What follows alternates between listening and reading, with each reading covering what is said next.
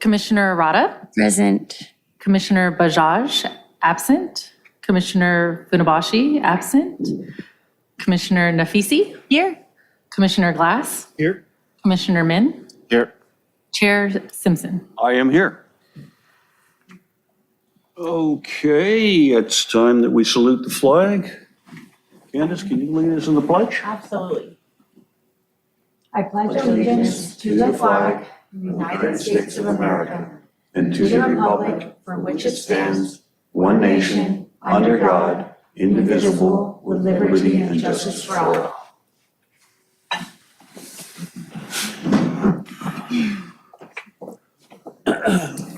Can we get a motion to approve the order of the agenda? I'll give you a motion to approve the order of agenda. Is there a second? I'll second. Glass. All those in favor? Aye. Opposed? Motion carries. Follow the order of the agenda. Any blue folder items? Yes, we have one blue folder item. Let me see, do we need to, Yes. we need a motion to receive and file? We get a motion to receive and file the blue file folder item? I can make a motion to receive and file. Commissioner Min, second. Second. Commissioner Roth, seconds.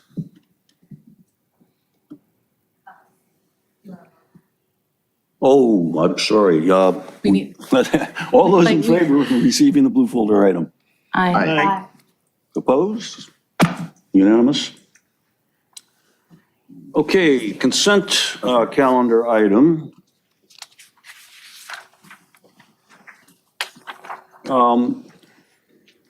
So they'll be voted on in one motion unless someone cares to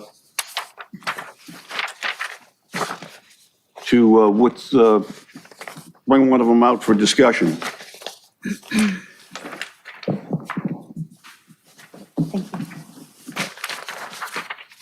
Anyone care to exclude anything on the consent calendar item? Any public comment on the consent calendar item? Can we have a motion to approve the consent calendar? I'll make that motion. Commissioner Glass makes the motion. Is there a second? I can second. Commissioner Min seconds. All those in favor? Aye. Aye. Opposed? I needed to ask for a public comment on the consent calendar item, didn't I? I yes. think I'm supposed to. Any public comment on the consent calendar? Seeing none, the motion called for vote on the motion. All those in favor? Aye. Opposed? Clearly carries. This is the time now for public comment on anything that's not on the agenda. If you want to be talking about something that's on the agenda, like the extension of red curbs, you would be talking about that when we get to it on the agenda. Any public comment on items that are not on the agenda? Seeing none, I guess we should move on to we don't have any items from previous agendas that have been continued. So we move to J1, which is discussion and selection of new Public Works Commission Chair and Vice Chair. We reorganize every year on an annual basis, and this would be those positions for the next year through until what, September of 2023. So, anybody like to offer any thoughts on how we should organize ourselves? Nominations would be in order for a chairman and vice chairman. Anybody have any thoughts? Anybody eager to be chairman?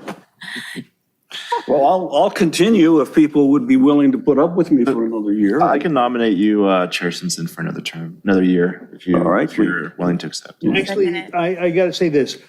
This will be your third term, and I think that, being in the same position for too long is not a good thing. So I think you ought to withdraw from that. You think I should withdraw? Yes. Well, I think I've only been chairman for 1 year. No, you were the previous year also. No. Commissioner from Last Washington. year. Just last year. This is my first, I've only Oh, been, that's I've right. only been Okay, chairman for then 1 year. I withdraw year. that. Yeah. I'll second you for chair. Okay. All those in favor? Aye. No, you got it. Anybody opposed? Well, it looks like you're stuck with me for another year. And I suspect that after that year, I'll still be on the commission, but I will be ready to step aside and let someone else step up. We need to have a vice chair. Now, currently, that's Vice Chair Min. I'll second for, or I'll nominate Commissioner Min. You want to do it? If that's the will of the commission, sure. We have a second? Sure. Okay, all those in favor? Aye. Aye. So, looks, anybody opposed? Okay, I think we're supposed to ask for public comment. I guess you're right. Sorry, I should have. I should have, you'd think after a year I would know that, right? Any public comment on the, either of the nominees for the chair and the vice chair? I think it's a great idea. Okay. Well, it sounds as though we can just let the vote stand. We don't have to go back and retake them. Would that be appropriate? All right, so we're now to the question of extension of red curb on the 2400 block of Clark Lane, and I assume that's what's brought you folks to the meeting. And I guess we'll get a presentation now of what's going on. Thank you, second term Commissioner, or Chair, Commissioner, and members of the commission. I'll be presenting on this item tonight. The item before you is a discussion of the potential for an extension of red curb on the 2400 block of Clark Lane. Give you a little background on this item. This is the address 2403 Clark Lane, where the request came from, initiated by the resident and the resident's daughter. There, as you'll see there in the photo, there is a 3-foot or so piece of red curb already painted adjacent to the driveway. Our policy for red curb allows city staff to install that 3 feet for the sloped transition piece of the red curb, about 3 feet. We call it the wing or the X section. If additional curb is requested, then we can go up to another 3 feet with the consent of the neighbor. And if additional curb beyond the 3 plus 3 is requested, then it comes to the commission for their consideration.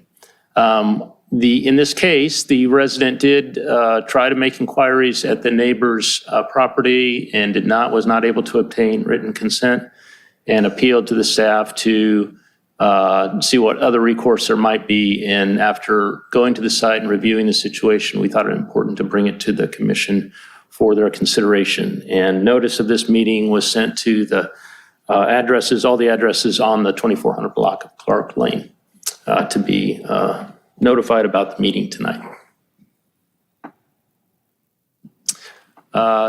This is a view looking to the east. The blue arrow there is pointing to the driveway of 2403. So looking to the east, Clark Lane here is one way in the eastbound direction, parking allowed on both sides of the street, as you'll see. I have another photo looking to the west. Just things to note here on the street are the wall that runs along the property line on both sides of this driveway, as well as the power pole that's located at the top of the transition piece of the driveway to the west of the driveway. The residents request was based on the fact that on repeated occasions, vehicles attempting to park in front of, legally park in front of the house were unsuccessful and then ended up covering over a portion of the red curb, as you'll see in the photo on the left, and then in some cases over the driveway, lower part of the driveway, preventing egress or ingress at all. From what the resident tells us, I think, is our resident here tonight? Yes, thank you. They'll be able to give you more information on how often this occurs, but it was frequent enough to where the addition of the 3-foot red curb that was added within the last couple of years wasn't really sufficient to deter this from happening. And so that was the basis of the request and the appeal to the commission tonight to accommodate getting in and out of the driveway without having to navigate around the vehicles parked in an illegal way in front of their house. This is an aerial view of the home. The red dot at the top indicates the 2403 address. I've added some graphics to show about where the 3 feet of red curb is. And then to the east of that, there is a 29 feet of curb, available unmarked curb, allowing parking directly in front of the home. You'll see 2 vehicles parked there in front of the house right now. It's a little bit hard to see from the photo, but that vehicle to the left, it overlaps the red by a foot or so in my estimation. It's in shadow, so it's a little bit hard to see the end of the vehicle. The vehicle to the right is a Jeep Cherokee, a 2-door. It's only 14 feet long, and I just wanted to bring that to your attention because there is scarcely room, and in this case I would argue not room, to park 2 even very small vehicles in that 29-foot space, legally park vehicles in that space without overlapping red curb or encroaching on the driveway of the address to the east. The resident, because this is a one-way street to the east, a resident leaving the driveway at 2403 wouldn't look to the east, so this is not really a line of sight issue. This is more about maneuverability, getting into and out of the driveway with that vehicle encroaching on the driveway. So because of the 29-foot length there and there is a temptation, if you will, if I can use that word, to try and squeeze 2 cars into that 29-foot space, often unsuccessfully per the resident. And what I'm calling over parking occurs where vehicles are parked over the red curb. And so a solution could be to reduce the available curb to discourage over parking and create a space that's more suited towards just a single vehicle.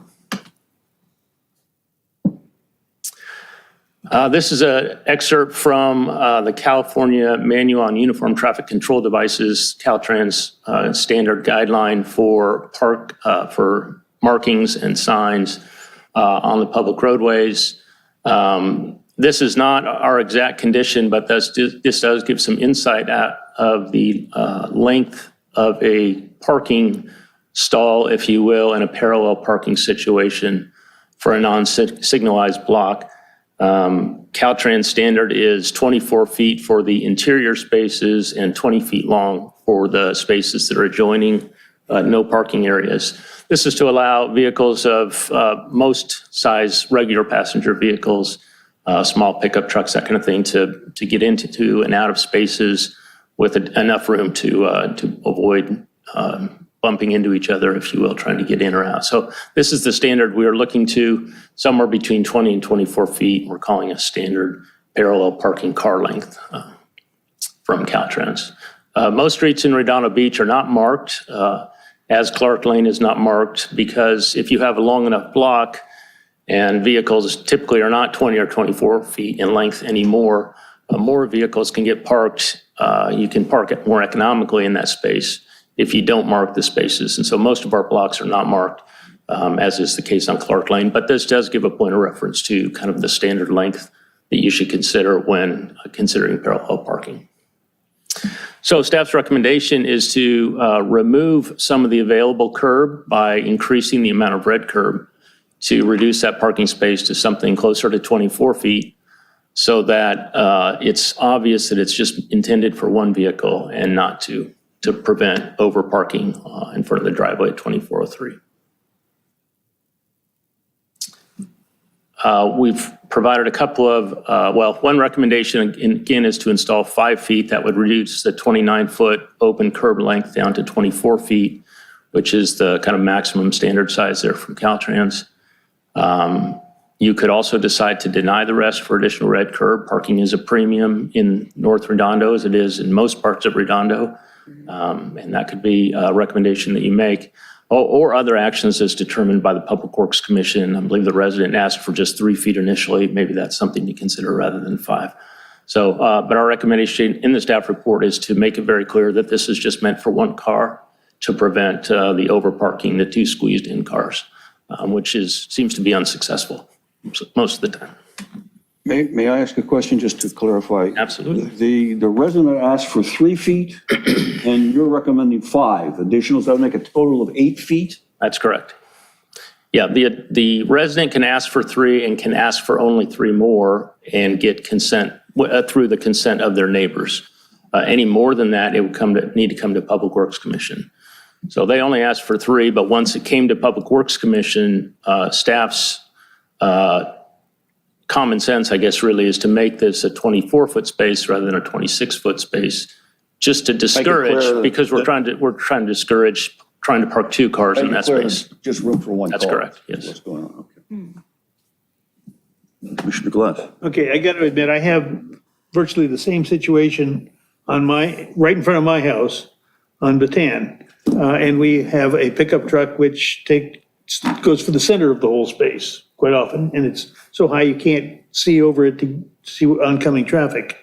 I am concerned anytime we want to give up a parking space, because as you noted, they are at a premium in Redondo, North Redondo specifically. And if you're going to do something like that, I have really no objection. I would like to recommend that in similar situations, you consider, because you talked about parking spaces, that in similar locations, you consider painting a white stripe in the center of that space to delineate the 2 halves if it's big enough for 2 cars. Now, in this case, I believe that Jeep in the picture, can you put that picture up? It looks like the Jeep Cherokee is actually back about a foot or so from where the wing starts. So, but it's still a tough spot. I'm very sympathetic to the homeowners on this, but I'm also sympathetic to the people who park on the street because they filled their garages with other stuff. So, that's it. Other comments or questions? Just to be clear, just to be clear, I'm sorry to interrupt. There is no red curb on the 2405 location. However, the 3-foot wing that's still there is still considered part of the driveway and an illegal place to park. So you mentioned that it looks like the Jeep is about a foot back. Actually, from this, if you look at the street view on Google, it's right there at the top of the X. What is the lot width? And is it the same for those 2 properties on either side? Is it a 50-foot? I suspect it's 50 feet. Lauren, do you have any insight on that? These are all 50 feet on this block. Because it also looks like the driveway on the one adjacent is wider. It's a multiple. And that was permitted that way. That's an issue that, the building department ought to take up too. Yeah, it's a multiple residence building lot. I think there's 3 apartments there, 3 condos there maybe.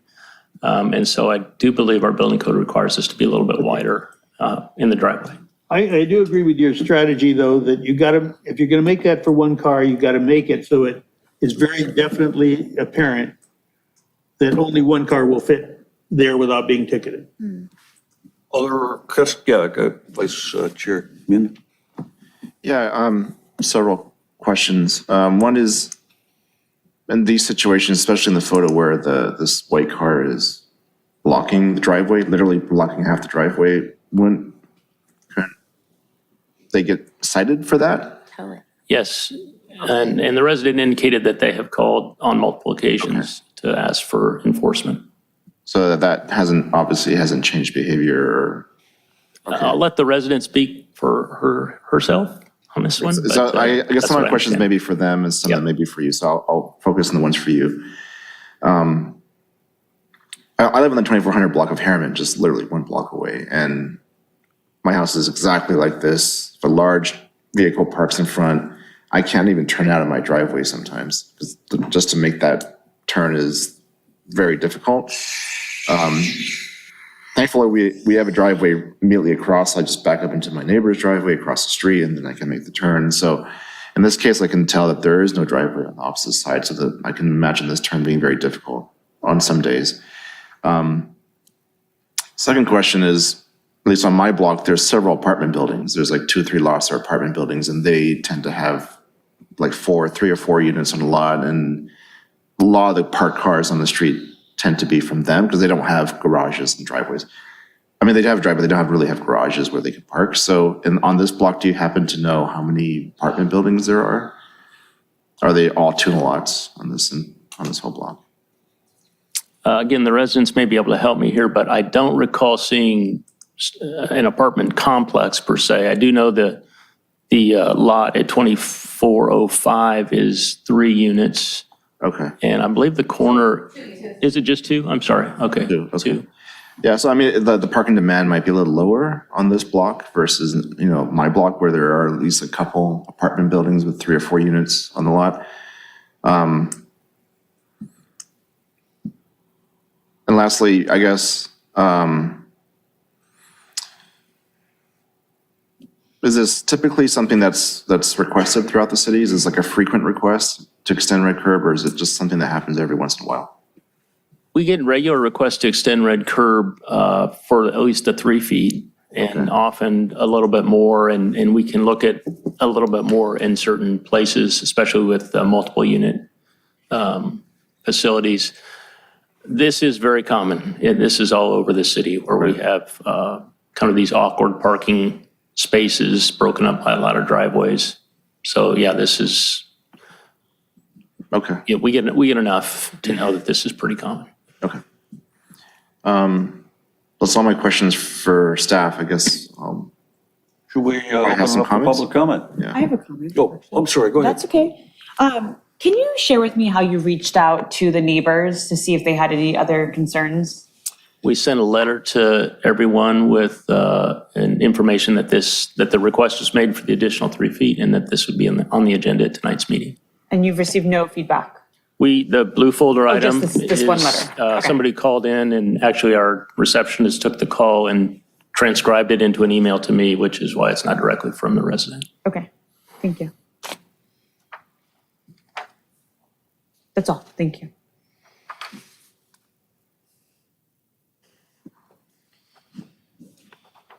Okay, so, please. Thanks guys all for your time. I'm the resident's daughter, and I'm the one that actually made a lot of the requests. So I'm sorry, your name? Maria Temprano. So in answer, he is absolutely correct, and thank you so much for all the work you did. Most of the time, there's not room for 2 cars. We've dealt with the neighbors that we actually asked the request for, was one of the few neighbors that we actually called. We've called like 4 times for people to be ticketed, but we don't want to do that. These are our neighbors. We've had to knock on doors. The person that owns the white car has cussed my mom out when she asked her to please not park there. I've had people get out of the car. One of the neighbors argued with my mom and said, as long as the tire isn't on the red curb, he's allowed to hang over. So it's gotten to the point where she's like, I can't leave. So one of the neighbors that got cited was like, I feel bad, but I really don't want to lose 2 spots. But he's right. There isn't room for 2 spots there. There really isn't. Maybe 2 Priuses, maybe, but at the end of the day, there's not room. And now my mom has to leave her driveway, and her car's safer in there. There's catalytic converters getting stolen, cars getting stolen or getting broken into, and now she's having to park outside. Otherwise, the car's blocking, and she can't get out. She's missing doctor's appointments. It's been terrible, and I don't even know if the 6-foot curb's gonna help. I'm hoping they're gonna look at it and see what he said, like, all right, no, we can't park there. But it's a horrible situation. In answer to your question, I think there's only 1 apartment building. on the street. And when I was taking my dog for a walk, so there's only, I think, 3 red curb areas on this block, the 2400 block of Clark. Oddly enough, and I don't know if there was a situation behind it, on the 2400 block of Harriman, there are 20 red curb areas that are over 3 feet. I don't know if they're 6 feet, but they're close to it. So I don't know if something happened at the time that they did these longer curbs for just that reason. For whatever reason, it's not on our block. So it's not, with only being one apartment building, I don't think it's too much of an ask for us to do this, because this is happening on an almost daily basis. So you're saying that the driveway is being blocked on an almost daily basis? Yes. Now, just also to clarify one point, you were asking for 3 feet additional, so that would be a total of 6. As staff, you're recommending 5, making it a total of 8. And that, again, is because that would make it clearer there's only room for 1 spot there. Is that right? That's correct. Thank you. Questions? And if this does happen, she can continue to park in her driveway like she was before, and it opens up one spot, like what was because she's not trying to, this is not a vindictive thing, trying to I'm gonna go park here. It's just a matter of not being able to get out. Well, I have a comment. I mean, I always hate taking parking away. I know it's so tough to park. My question is, if you call, and I know you don't want to call on the neighbor, but if they're blocking your driveway, sometimes you don't have a choice. Does it make a difference if it's red versus kept the same way, if they tow it or don't tow it? I mean, is taking away the parking going to solve the problem? If it's blocking the driveway, you would think that they would just tow it. I don't think they tow it. I may need to get some help, Ted, on that one. I don't know. It's a citable offense, and I don't know what the discretion is about towing versus citing. Okay. I've had like I said, the same situation, and I have in fact called our friendly police, and the traffic people come out and they mark it, and then there's 3 days they allow before the car will be cited. It is a citable thing, but they don't issue a ticket until it's been there for 3 days after they've marked it. And you're talking about in front of an unmarked curb. No, I've got a red on mine too, and they are overlapping the red.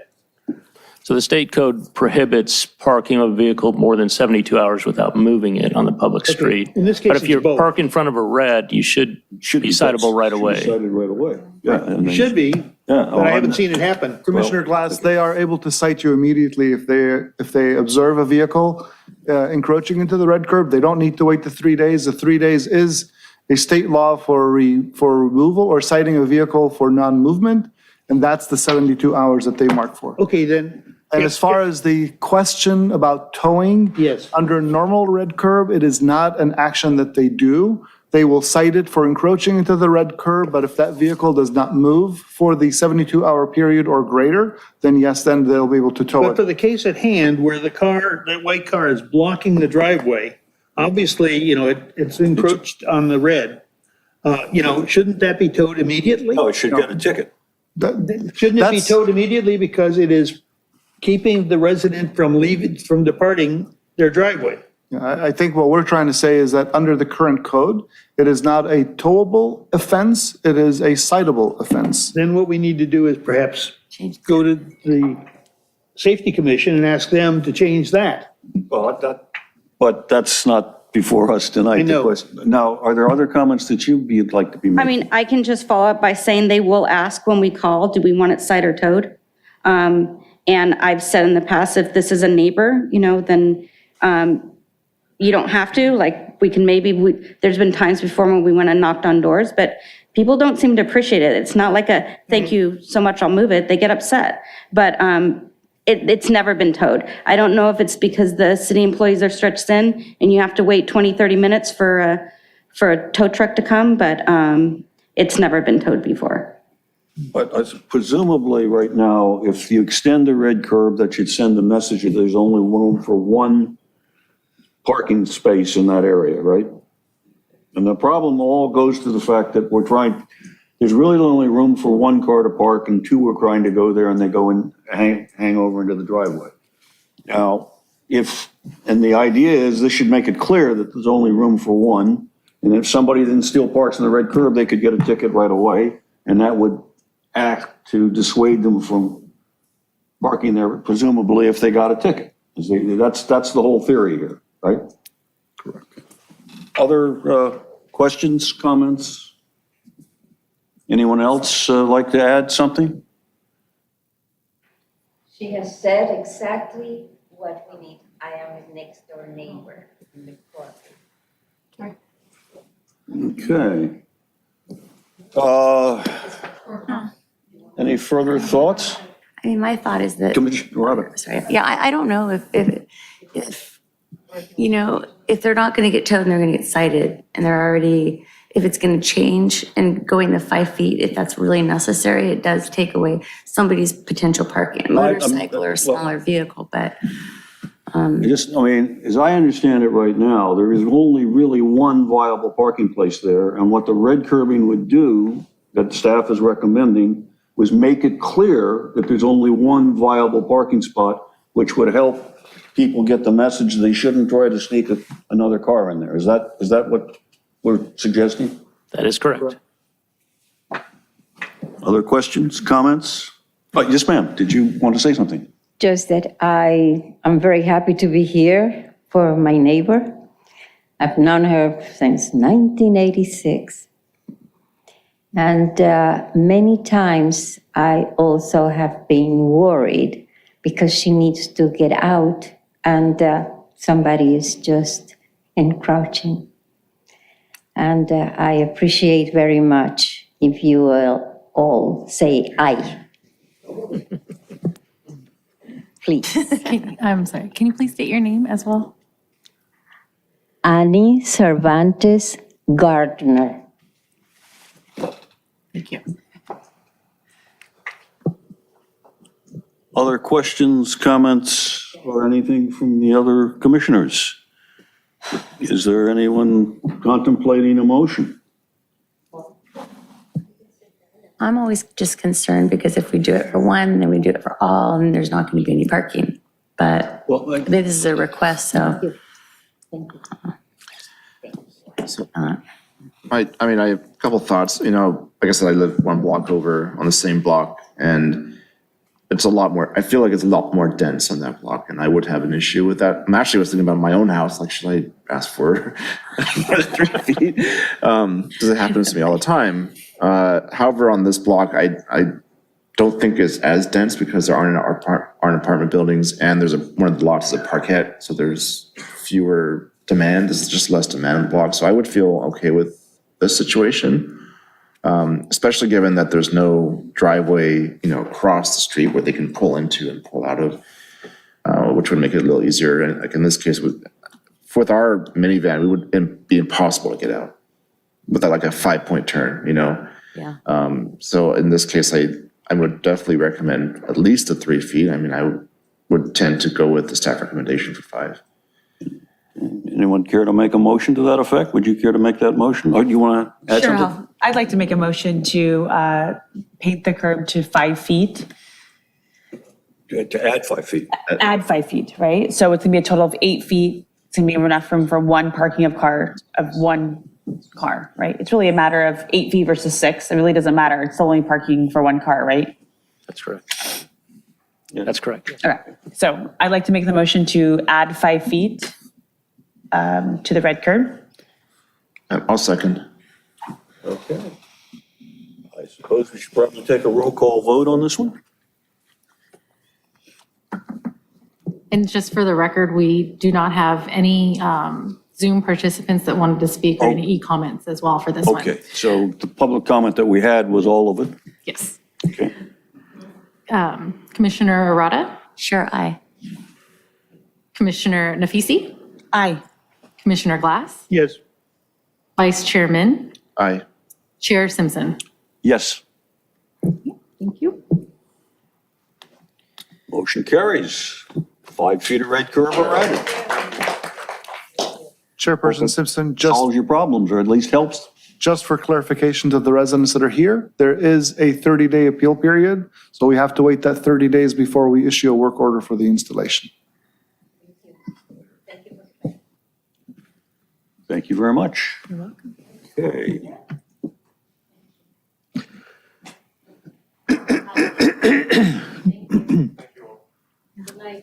Good night, thank you. Luke, do you want to just?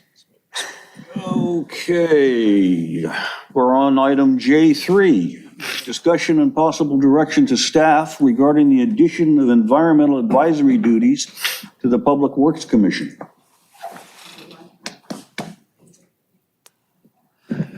Good afternoon, Commission Chair, Vice Chair, and Commissioners. My name is Luke Smoody. I'm Assistant to the City Manager, here to provide a report to y'all tonight on this item. So this was a strategic plan item that was brought to us by brought to my department by the City Manager to look at adding an environmental advisory body to the city. And so with that as our charge, we kind of researched it from a couple different angles. We looked at availability of existing boards and commissions, and we also evaluated creating a new commission. And so as we did that, first thing that we found, city already has 19 boards and commissions. And so that creates a strain on staff, creates a strain on the calendar. And I think as it stands now, there would have been only one day that would have fit for this meeting if we created a new board. So from there, we kind of decided just logistically and from a staff bandwidth perspective, we're going to look at adding it to an existing board or commission. And as we did that, of the 19 boards and commissions we have, it sort of seemed like Planning Commission and Public Works Commission were the two that sort of from a mandate perspective made the most sense. And as we drilled down to it even further, one of the things we looked at when we looked at those two commissions were the agenda bandwidth as well as meetings over the past couple of years. So since 2020, when we transitioned to the Legistar system, the Public Works Commission has had 17 scheduled meetings and 3 cancellations with roughly 2 agenda items per scheduled meeting. Planning Commission, on the other hand, had 25 meetings with an average of almost 2.5 items per agenda. So there's quite a bit more bandwidth. And in talking to Brandy Forbes, the Community Development Director, they've had to schedule special meetings. There's been meetings that have gone well past midnight. And so it just kind of seemed from the perspective of bandwidth that the Public Works Commission was a better fit. And as we kind of looked into that further as a possible option, looked at your existing mandate, looked at the founding documents. 1996 is actually the ordinance that sort of officially established the Public Works Commission as it is today. And in that ordinance, it actually at that time took an existing Traffic Commission, an Environmental and Public Works Commission, and seated them all underneath the Public Works Commission as well. So there's sort of an existing mandate for that type of work here. And so from our perspective, from staff perspective, it seemed like a good fit. And then also the then and still Chairperson Simpson had provided a letter basically stating the interest of the Public Works Commission to assume these duties through the strategic planning process. And so that was kind of in step with where we expected to head, or where we thought from a staff perspective it would make sense. And so coming here tonight was just our first step in that process of sort of officially possibly recognizing that. And so if you do decide to officially sort of make that recommendation, that we would take it to council as a discussion item to add that environmental advisory role underneath the Public Works Commission, and sort of explain the history similar to what I did tonight. And sort of if we were to do that, some things recently that have come before the council and some things to the commission itself. Polystyrene ban, single-use plastic ban, looking at the tree ordinance that's currently with the city attorney's office, looking at the organic waste disposal program from Athens as that kind of develops and changes over time as a new policy. Things like that kind of contribute to the overall environmental quality and sustainability of this city, as opposed to like private development items or things that would be handled more under the purview of the Planning Commission and the EIR process. And so that's kind of what I had, obviously open to discussion and questions if this is something you're still interested in, or if you have any questions kind of on the research that we did as a staff. Questions, anyone? Thank you. I have one. Does this mean we're going to start having 4-hour meetings?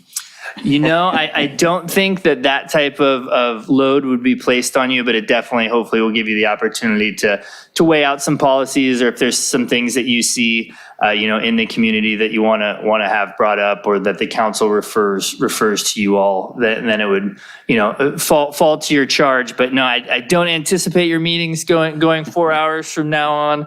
But yeah, that's a possibility. I mean, I think we were all pretty much in favor of this and recommended it to the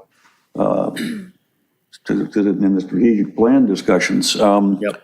So do we need, are there further comments, questions? Any public comment or question? I don't see any public, so I doubt that there is. We want to have a motion that we, I'll give you a motion. that we're what, accepting I the think it's staff? fantastic that we accept the addition of the environmental advisory duties to the Public Works Commission. I mean, we talked about it the last meeting, or not the last meeting, the meeting before. And I think it's fantastic. Do we have a second for that? I'll second. Yeah, I also think this is a great idea. I mean, I've been harping on staff the past 3 years to do more than just traffic engineering issues, and this is, I think, an opportunity for us to do more than just look at stop signs and red curbs, traffic signals and things like that. Yep. Especially given climate change and the water resource issues we have right now. I think it's a good opportunity for us to step up and do more interesting things than. Nothing wrong with traffic. I am a traffic engineer, but but there's more to public works than that. You, right? you look at it all day. You don't want to look at it at your commission assignment only as well. And I think with that, some good news is because of that existing mandate, and at the end of that mandate, it basically says another duties as assigned by council. So I don't think there's any, staff won't recommend any ordinance change or anything. So this is something that once council officially recognizes it, it's something you can take up right away, as I understand it. So we got the motion made and seconded. Do we need a roll call on this one? Sure, why not? Let's have a roll call.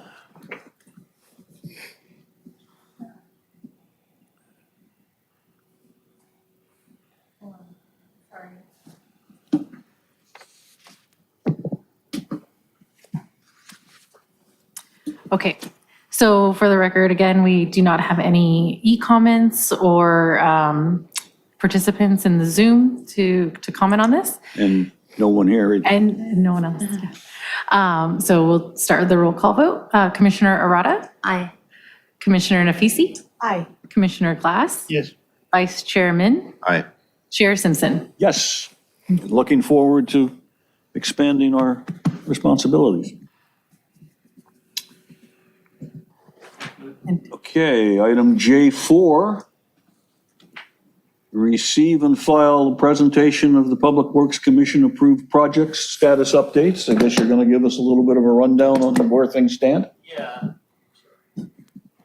Good evening again. Yes, this is my item to share with you, and just wanted to share that this was, we tried to get on a quarterly schedule earlier this year and had this as part of our our September meeting agenda, which rolling forward tonight for reasons related to that meeting not happening.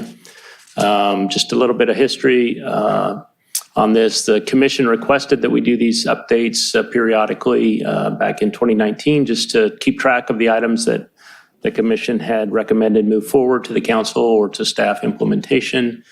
We did report in June, and as I mentioned, we plan to report in September, and we're just repeating that report tonight for you. On this third quarter table that's in your agenda packet there are 18 items, down from 23, I would say, so we're catching up a little bit. 4 items are newly completed in that quarter since the last report, so they'll be coming off in the next report. 14 items will continue to be tracked, plus the one tonight that you decided on at the next quarterly meeting, which we anticipate, normally would anticipate in December, but given the schedule that's coming, it'll probably be our January meeting where we report that to you.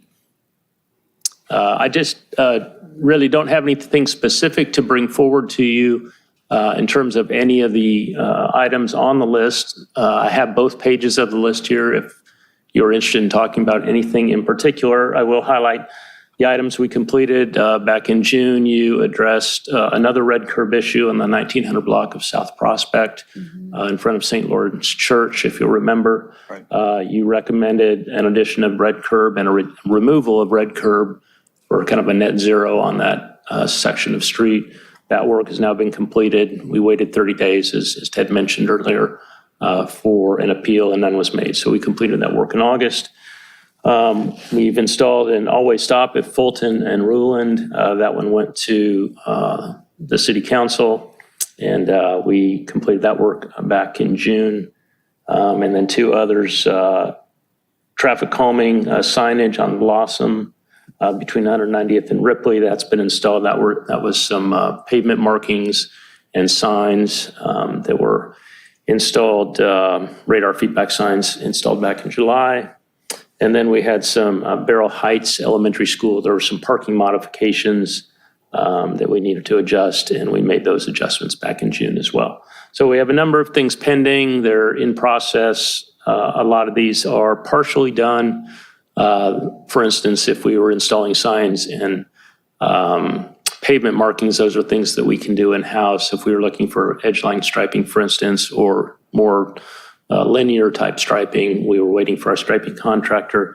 Good news is our striping contractor is now under contract, 2 of them actually, with a fairly hefty budget for the next couple of years. So we should be able to get our striping activities moving forward a little bit more quickly coming in the future.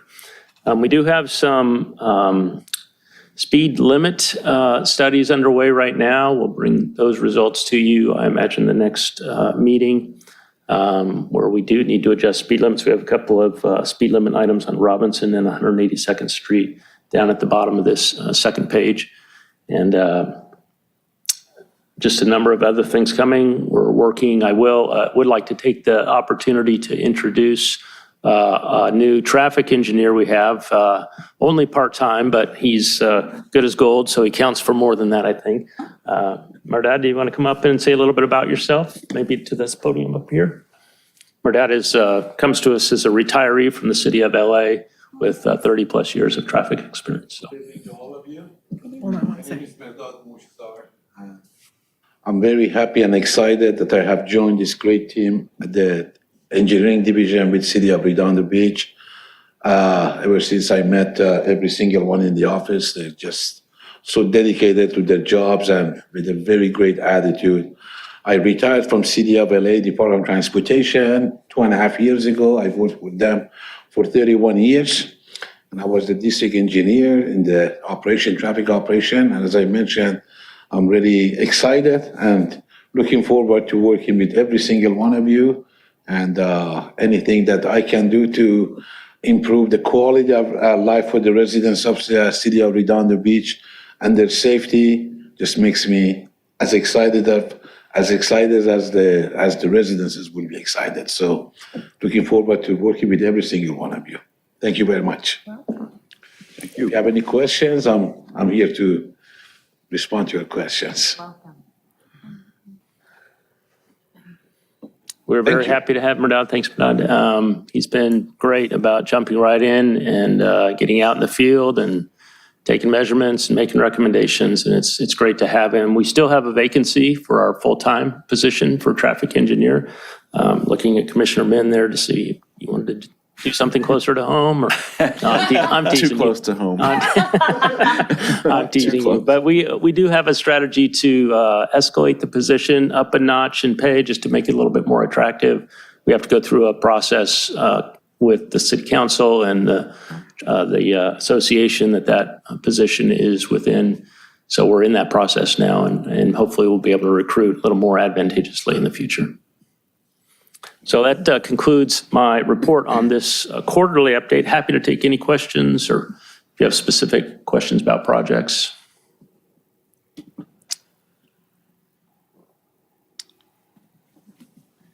Just quick question. You noticed that you had a couple of speed limit studies here. Is that, I don't recall seeing those as part of our meetings. Maybe it was a while ago, and I just forget.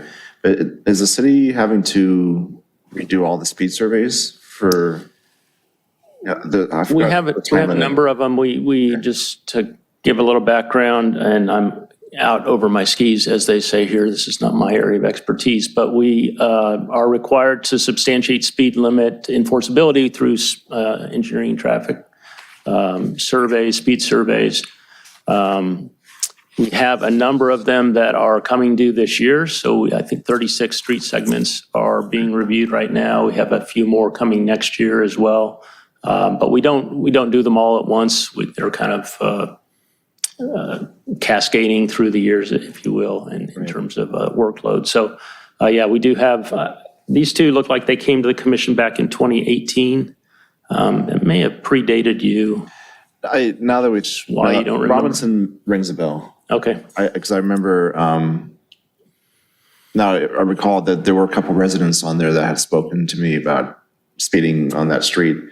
And we were discussing ways to slow it down so that when the speed survey does come, it can reduce the speed, right? And I don't recall the recommendations that we came up with, but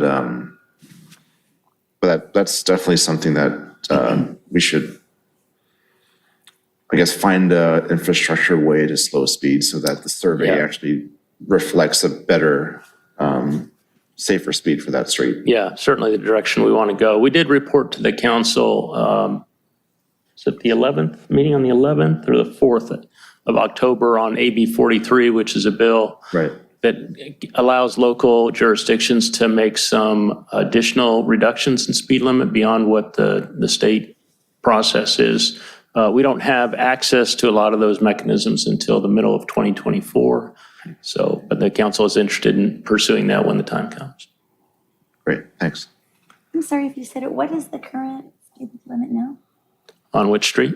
Like Robinson, or I'm sorry, 182nd. Yeah, Robinson and also the other one on 182nd.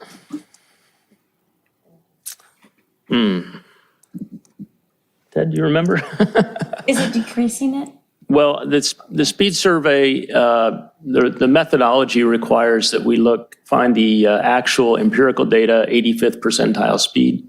And so if, for instance, the new speed survey shows that it's much higher than that, the speed could actually go up based on that data. So Commissioner Min's thoughts are the same as ours, which is let's try and get some traffic calming measures in place to slow people down before those surveys are made. So our 85th percentile number comes down. In the case of Robinson, does it matter whether it's the wide part of Robinson that's to the east of Ringe, or the narrower part of Robinson that goes all the way to Aviation? Yeah, the street segments are divided in the ordinance currently, and I don't recall if Robinson is broken into two pieces or if it's just all one We did passage. talk about this in one of the meetings within the last couple of years. Yeah, I apologize. I don't recall it. I may not have been actually as involved back then, but I can certainly review it and forward the staff report and the recommendations from that time. Yeah, I think I recall making a suggestion, we put an edge line on just to delineate parking versus traveling, because it is somewhat wide, just to give a visual cue for people to slow down. And I have had several residents ask me through whatever, activities that we do throughout the week, my family does, and they just say, hey, how can we slow this down? And they don't want speed humps. So, without speed humps, how do you slow it down? And more stop signs and speed humps, right? That's unfortunately not. Yeah, and I think I wanted to answer Commissioner Glass's question as well. The width of the roadway varies. Sometimes if it's a narrow street, even though it may be a collector, that may be one of the mechanisms that we use to bring it down to a residential street speed limit. But if it's a residential street, it's prima facie 25, 182nd is not. I believe Robinson, if I recall correctly, may be classified as a collector, which will again prohibit us from just doing it based on prima facie speed limit. And the width of the roadway can be a characteristic that is used in setting that speed limit. And I did get from a great source that the posted speed limit on both of those streets is 25 miles an hour. But we would have to be able to justify that with the ENT survey to preserve it and be able to do electronic device enforcement out there. Other questions, comments? Can we get a Any from the public or any online? I assume not. Can we get a motion to receive and file? Make that motion. Commissioner Glass, can we get that seconded? I'll second it. Commissioner Arata, seconds. Can we just do this one with a voice vote, I think? Sure, and just there's no e-comments or anyone on Zoom that wanted to participate either, so. If we can do a roll call vote, it's a discussion item, so. Commissioner Arata? Aye. Commissioner Nafisi? Aye. Commissioner Glass? Yep. Vice Chairman? Aye. Chair Simpson? Yes. Thank you. Okay, I guess we're at member items and staff referrals. Anyone have Commissioner Glass? I'm not surprised. Lauren has, this time I've got a show and tell. If she can get it up. Commissioner Glass, do you have your microphone on? I don't see the light on I there. will put it on. Thank you.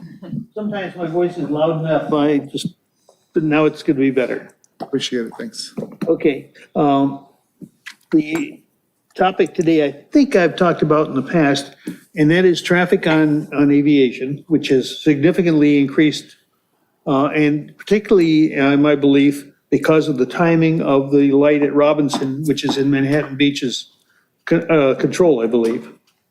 But anyway, the traffic is such that it's extremely difficult to either turn onto streets in North Redondo from southbound aviation or to turn from one of those streets onto aviation, particularly bad if you're trying to go left to go south. And what I've got is this picture you've got in front of you there, which unfortunately I took on my way over here instead of when there were really a lot of traffic out there. But if you will, tomorrow morning is trash day in that area. So the space you see where the sidewalk is, which is your only visibility from a car window, and that's where this picture was taken from, is filled with a view of trash cans. Also, you might or might not know there is one of the metal city trash cans right there next to the pole, just beyond it. And there's also a bus stop. And so this is an extremely unsafe area if you're trying to get out onto aviation. Because you can't see the oncoming traffic without nudging your car up to where you're further up than I was when I took this picture. And if you do that, you're positioning your car so that you can be hit by somebody coming over and there's also a rise there, somebody coming over who won't see you. So what I'd like to have done. How are we looking? You were looking south. South on aviation? Right. And this is? This is Bataan, the western end of Bataan. Manhattan Beach is over across aviation on the other side. And so what the big problem is Wednesdays with the trash cans. But it also is anytime we've got a rush hour. Well, actually, I'll go beyond rush hour because most of the morning and most of the afternoon, this happens to be after dusk, people are home and eating and whatever. I would like to request that there be a traffic study done here during the hours when there is more traffic on aviation. And my first goal is to make it easy and work with Manhattan Beach to try and adjust the timing of the light at Robinson so that it prevents the long streams of traffic and breaks it up more often. Failing at that, I would like to see us consider either install a traffic light, not on Bataan, but on Farrell, which is one street south of Bataan, and actually on the downhill side where the visibility is much better. So that's my charge to y'all. Commissioner So I don't Glass, know if there've been any car accidents here. If not, I'm very surprised that there haven't been. yeah, I'm looking at this just for clarification. Right now, there's no parking in the northbound direction of aviation. Is that correct? There is none. So what you're asking for when you say a traffic study, I'm saying to look at whether or not some adjustment can be made with Manhattan Beach to adjust the timing of the light at Robinson or to install a traffic light at Farrell. Now, one other thing I failed to mention right there on this side of the pole, there's a tree, and that's sort of a ziggy tree. But you also notice that at the ground level, probably from the ground for the first 3 feet, it's flowering or leafing out. And so that also contributes a lot to blocking the visibility. In the Right. past, the city has come by and trimmed that back, and they haven't done that in a long time. Okay, that part of the referral will definitely take back to our parks maintenance guys, and we'll get that trimmed up.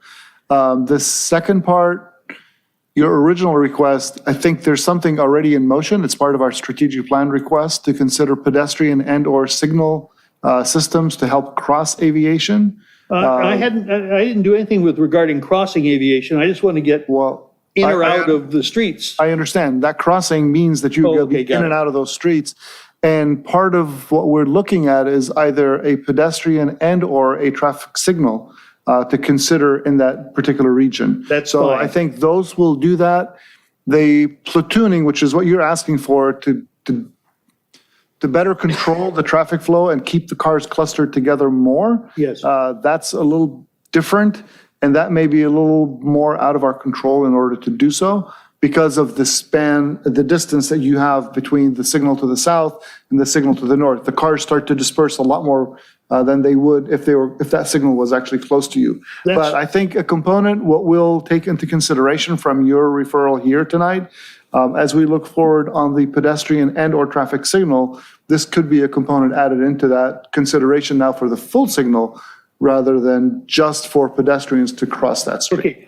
Okay, but I do believe that part of it could be resolved without a new traffic light if Manhattan Beach, which controls the light at Robinson, because that's a little niche of Manhattan Beach that is on both sides of aviation right there. If they would adjust the timing to break up the traffic a little bit more. The problem is the light changes and stays changed, so it accumulates a lot of traffic behind it. And then there's a flood as soon as it changes. And the saving grace, if you will, you'll notice that there is a keep clear sign painted on the pavement, which unfortunately most of the traffic ignores. But We hear you. We're just saying at about 1,500 plus or minus feet, that's a long distance from the vehicles receiving that green light northbound on aviation at Robinson. So they will start to disperse. They won't be as platooned tightly. Absolutely. But we will definitely incorporate your concerns with the analysis that we'll be doing for the crossing signals that are coming up. yeah, that's good. Thank you. Other referrals? Commissioner Mim, you look like you're about to. I was just going to ask how much control that you actually have on timing. Is it, we don't have like a centralized, automated traffic center, right, in the city? It's all kind of pre-timed. Is that correct? Yeah, and this light is in Manhattan Beach anyway. Well, I mean, Both are correct, by the way. Both questions, the answer is yes. Okay. Is that, right now, we don't have a TMC, nor do we have the ability to manipulate those signals, even if they were under our jurisdictional control. Right. And as you know, on a major arterial like aviation, it's not as simple as let's add or remove a few seconds in one direction or the other. You've got to be able to platoon and move that large volume of vehicles through. Okay, can I ask? Go ahead. 2 more quickies. Can you quickly give us a prognosis of Inglewood and Manhattan Beach Boulevard, and also the paving of Manhattan Beach Boulevard? What the status of those projects I'm are? going to say they're guilty, but I'll turn it over to Andy to help us with that one.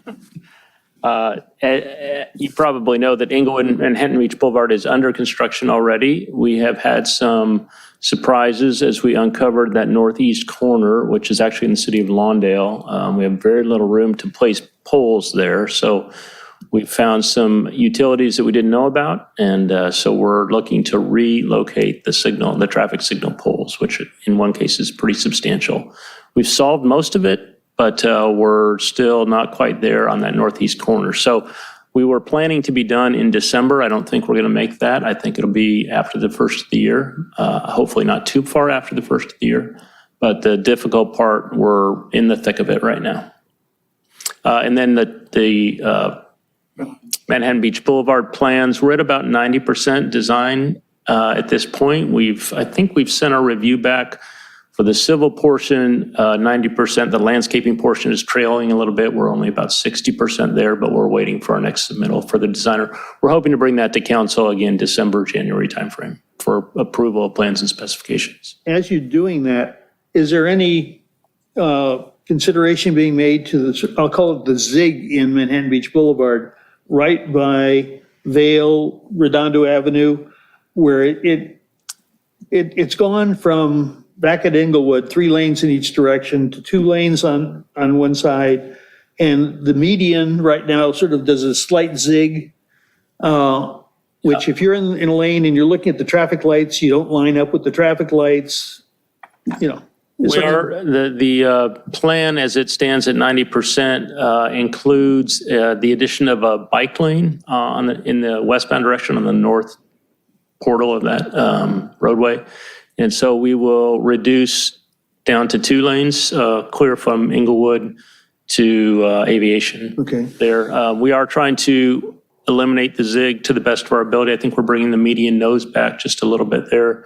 But we do have to take into account truck turning radius coming down Redondo Ave out of the Northrop area. Yeah. So that's part of the reason for kind of an exaggerated, and it's not a real right angle intersection there either, the way that Vale leaves to the south.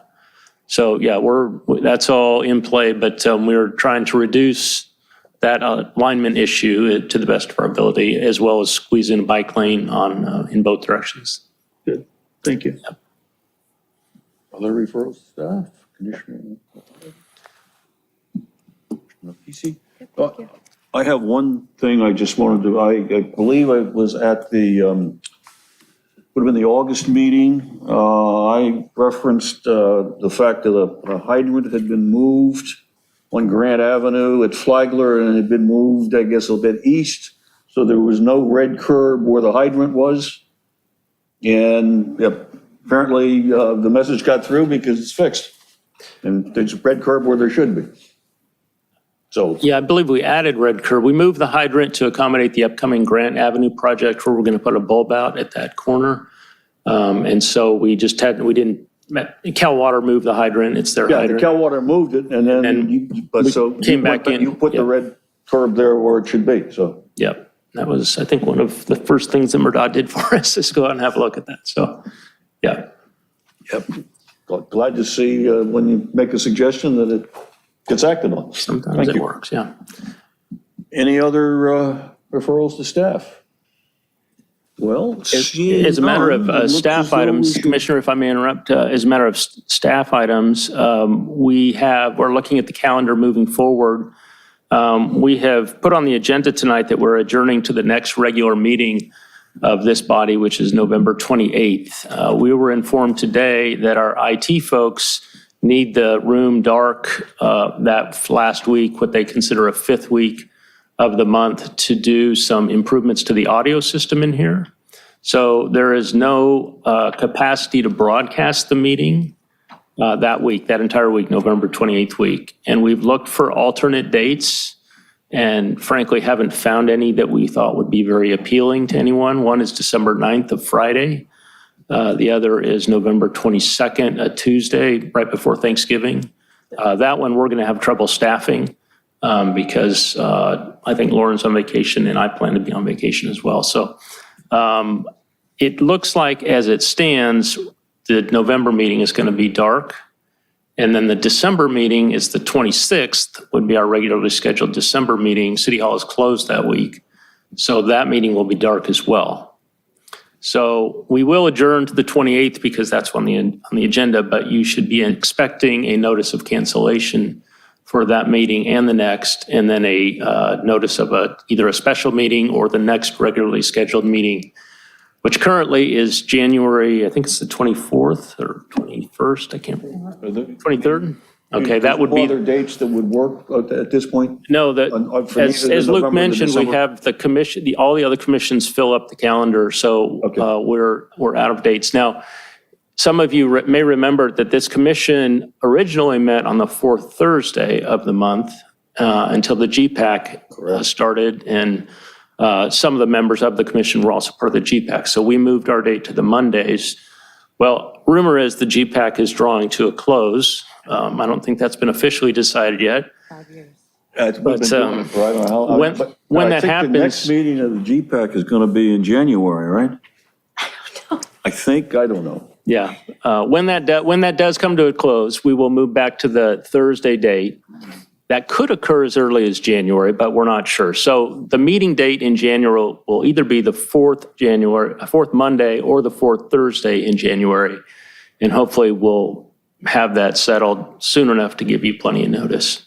But just wanted to give you an update on the calendar coming forward. We don't see a way to have a meeting in November, given the requirements for IT to close the system down here. And then December, of course, is a holiday for everybody, so.